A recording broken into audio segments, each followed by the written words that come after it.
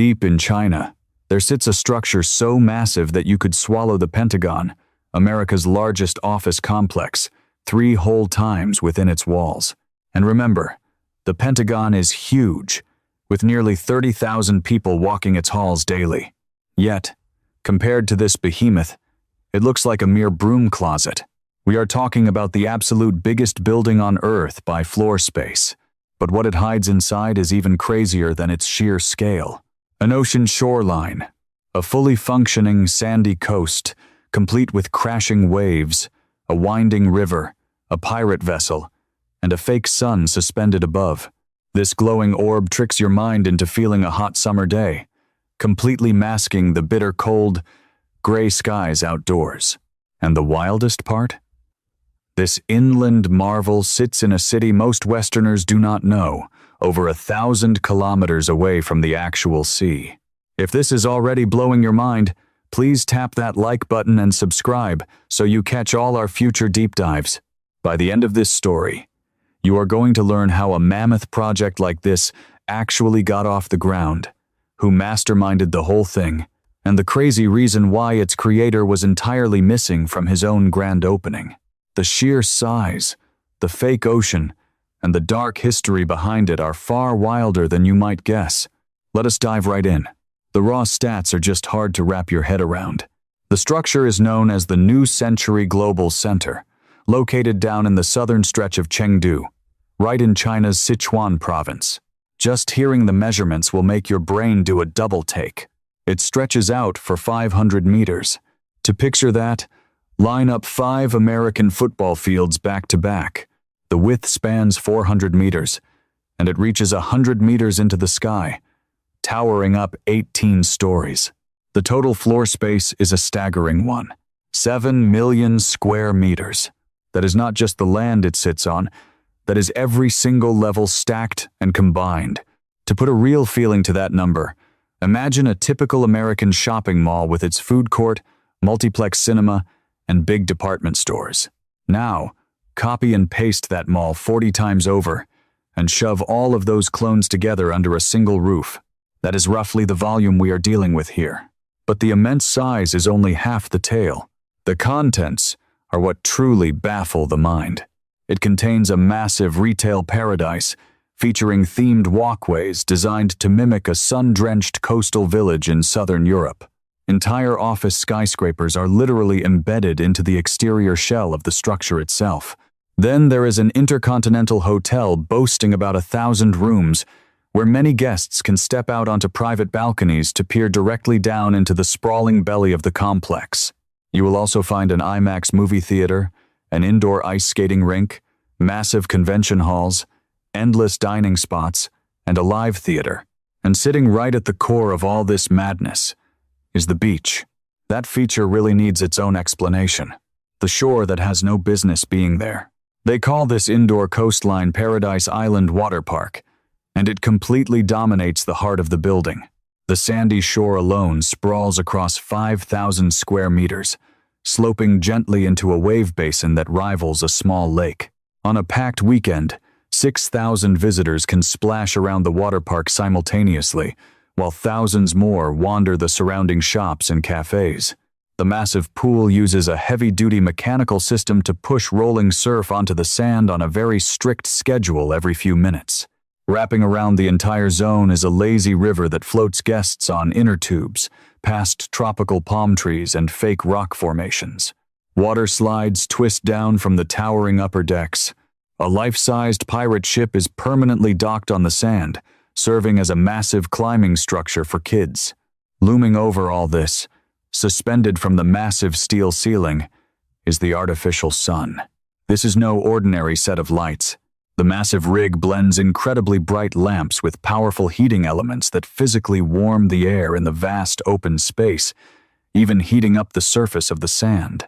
A giant LED display, stretching 150 meters wide, projects endless ocean horizons and lazy, dramatic sunsets across the massive room. This setup matters way more than you think. Chengdu is hardly a sunny, tropical paradise. For a huge chunk of the year, the local weather is chilly, the skies are overcast, and genuine sunshine is a rare treat. But step inside the global center, and it is a flawless summer afternoon, rain or shine, every single day of the year. Visitors staying at the hotel can simply walk out of their upper floor suites, lean against their balcony railings, and watch the surf crash 15 stories down. It is basically Las Vegas, but cranked up to an entirely new extreme. None of this was a happy accident. To grasp why a structure like this was ever born, you have to look at the city that demanded it. The city that was in a rush to grow up. Back in the early 2000s, Chengdu was already a massive metropolis, packing in roughly 10 million residents. Yet, beyond China's borders, it was practically unknown. Shanghai boasted its iconic skyline. Beijing was gearing up for the Olympics. Shenzhen was the undisputed factory floor of the planet. Chengdu? It had a solid tech industry, amazing cuisine, but a fame that abruptly ended at the provincial lines of Sichuan. In 1999, China's central government kicked off something called the Develop the West initiative. The core concept was to push economic progress into the country's interior hubs, elevating them to rival the powerhouse coastal cities. For Chengdu, this meant an influx of cash, strong state support, and an aggressive mandate to get bigger. The city's brass translated this into a very clear strategy. Expand to the south. Shift focus away from the ancient, historic downtown and push outward into the empty agricultural fields past the highway rings. The backbone of this fresh district would be a massive road named Tianfu Avenue, cutting straight south into what they dubbed the Tianfu New Area and the high-tech zone. The man leading the charge on this expansion was a government official named Li Chuncheng, serving as the deputy party boss and eventually taking the top spot. He envisioned this southern sector rivaling top-tier global cities in under 10 years.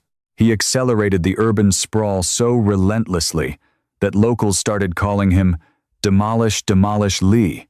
And believe it or not, that was not an insult. It was spoken with genuine admiration.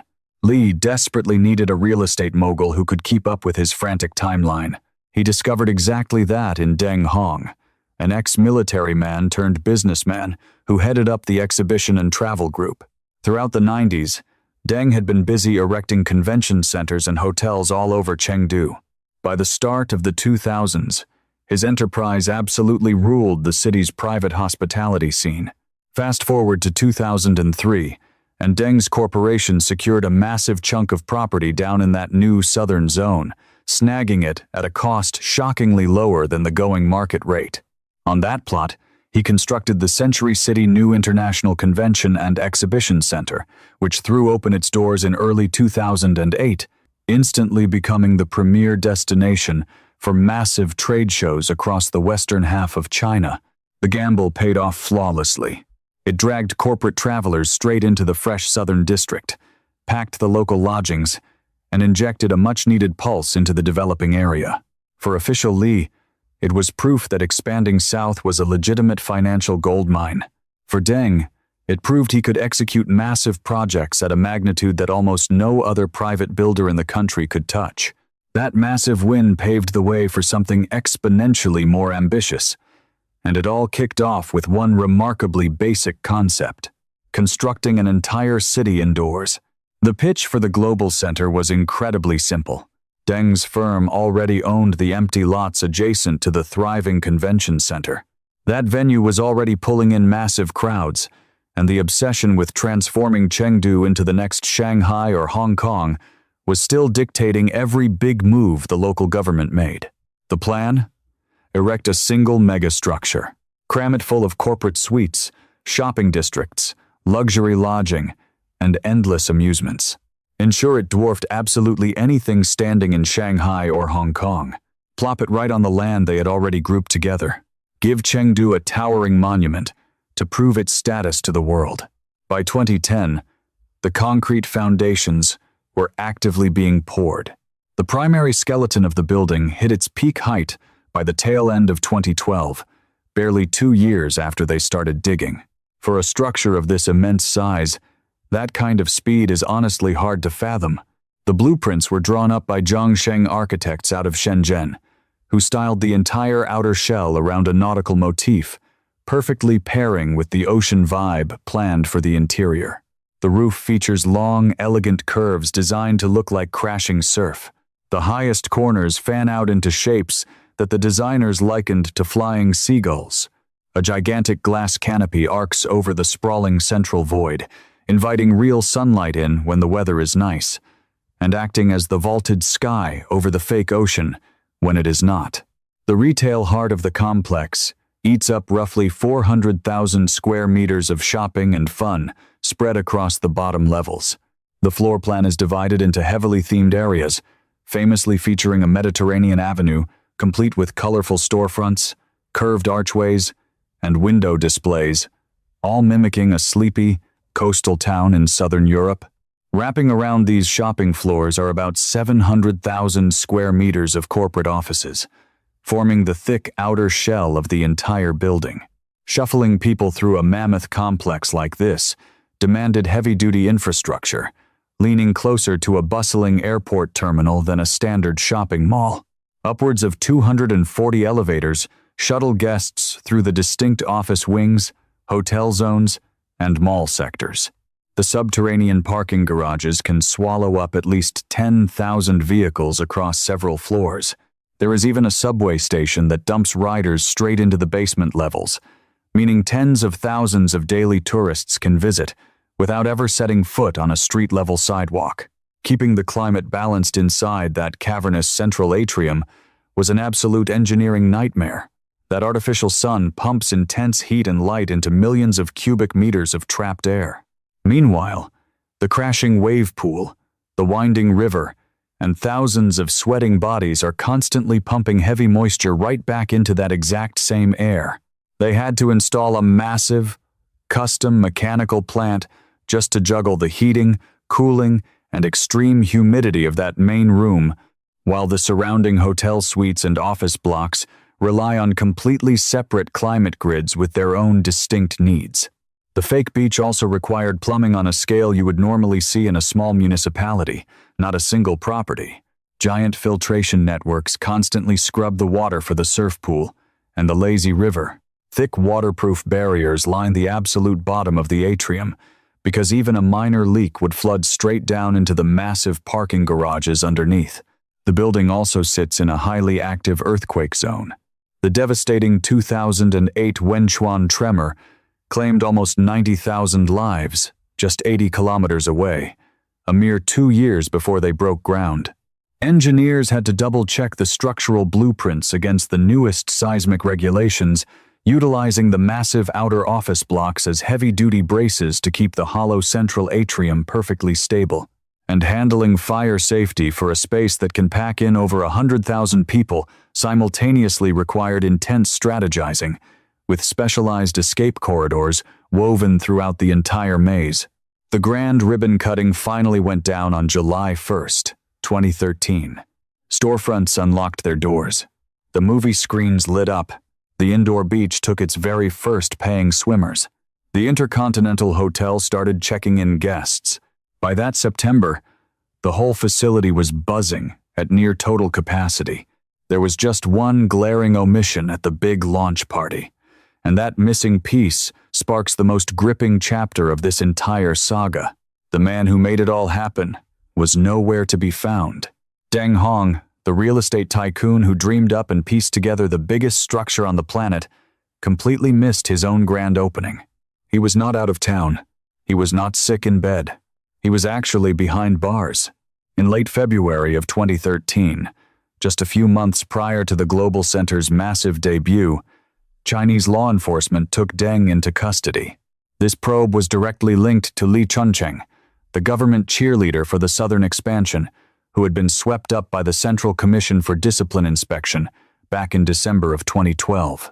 Li was actually one of the very first high-ranking politicians to get taken down by Xi Jinping's sweeping anti-corruption crusade, which kicked off just weeks after Xi assumed power.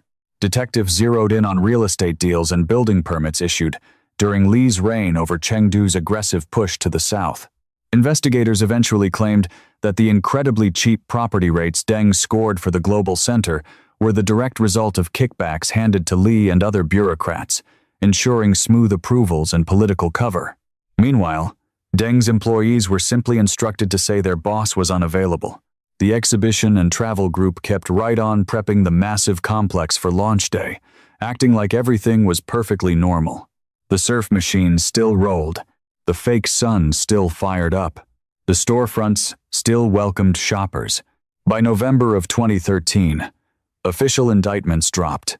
The laundry list of charges included shady land deals, forged receipts, tax dodging, and loan scams. Li Chuncheng eventually caught a 13-year prison sentence for taking bribes and abusing his authority. Deng's legal battles played out much more quietly behind the scenes, with very little information leaking to the public. The grand opening went forward anyway. Regional politicians snipped the ribbon beneath the giant glass canopy, sandwiched between the artificial sun and the man-made shoreline. However, the celebration was noticeably scaled back, featuring quicker speeches and a severely trimmed VIP guest list. Politicians who previously loved taking photos next to Deng at other events suddenly wanted nothing to do with him. His name was entirely scrubbed from the day's official itinerary. There was another massive element missing that flew completely under the radar back then.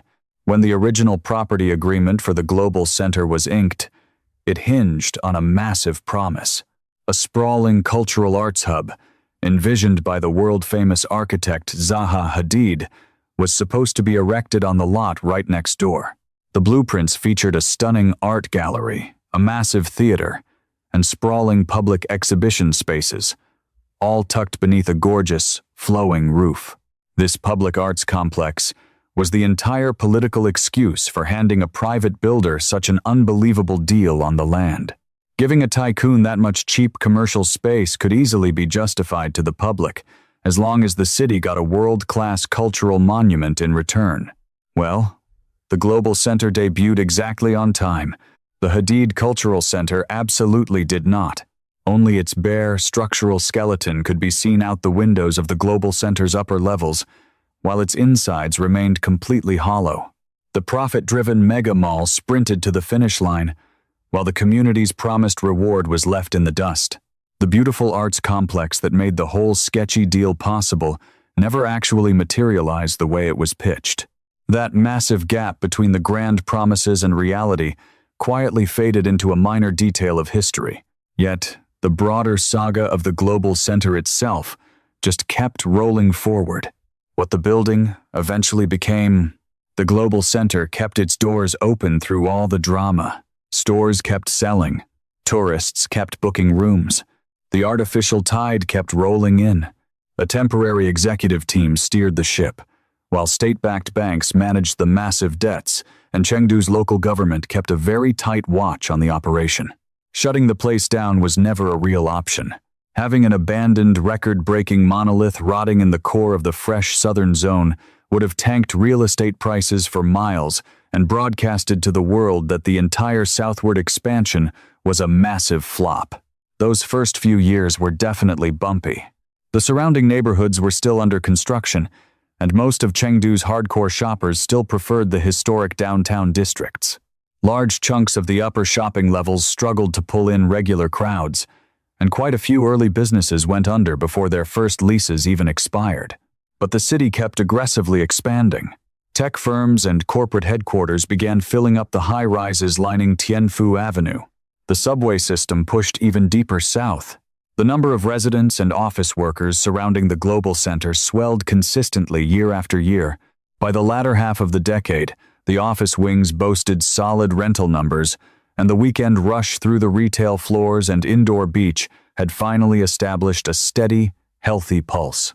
In 2016, a government-owned enterprise snatched up a 51% majority share in the holding company, taking over both the Global Center and the neighboring Century City convention halls. This buyout effectively placed the properties under state supervision, wiping away the dark legal cloud that had plagued the original development group since Deng got locked up. Then, in 2019, Sunac China swooped in to buy a controlling interest in the Global Center properties for roughly 15 billion renminbi. They bundled these Chengdu landmarks together, with various tourism and real estate ventures scattered across other Chinese cities. This massive deal handed the mega building over to one of China's most ambitious private developers, right at the absolute climax of the real estate industry's massive borrowing spree. Barely 2 years later, the entire Chinese property sector slammed into a brutal wall. The massive default of Evergrande in late 2021 completely froze, borrowing across the market, and Sunac suddenly found itself crushed under heavy demands from its own creditors. In 2021, Sunac had to restructure the debt on a chunk of the global center's western half through a complex trust deal valued around 8.2 billion renminbi. By 2024, reports indicated the hotel portion was handed off entirely just to settle outstanding debts. Think about that. The structure bounced from a rogue private tycoon to a provincial state-run business to a nationwide real estate titan, all within 6 years of cutting the ribbon. Every single handover priced the asset completely differently. Every fresh owner took on a piece of its massive, mounting debt. The tangled financial web supporting the largest building on Earth ended up being almost as dizzying and complex as the physical architecture itself. Fast forward to today, and the new century global center is still very much alive. It still proudly holds its title in the record books as the biggest building on the planet by floor space. The merchants are still making sales across the massive mall. The hotel is still booking beds. The office suites are packed with corporate teams. The indoor water park operates on schedule. That giant glowing orb in the ceiling continues to deliver a flawless summer afternoon, day in and day out. Deng Hong's name has been completely wiped from the mammoth project he dedicated a decade to creating. Li Chuncheng finished out his time behind bars. Meanwhile, Tianfu Avenue morphed into the bustling economic backbone of a metropolis, packing over 20 million people, flanked by corporate towers, transit lines, and sprawling tech campuses that run for kilometers beyond the global center's massive glass roof. Chengdu finally got its enclosed metropolis. It got its manufactured coastline and its counterfeit sun. A city situated well over 1,000 kilometers from any actual ocean now boasts its very own sandy shore, open for business every single day of the year. The massive structure managed to outlast the visionary who designed it, the politician who greenlit it, and the shady legal contracts that brought it to life, and it shows no signs of stopping. If you stuck around until the very end, please smash that like button and subscribe so you never miss another deep dive. Hit the comments and let me know. If you had a full 24 hours to kill inside the New Century Global Center, what is the very first thing you would do? Hit the beach, lace up for the ice rink, or something completely different? And if you are craving more wild stories exactly like this one, just click on the video popping up on your screen right now.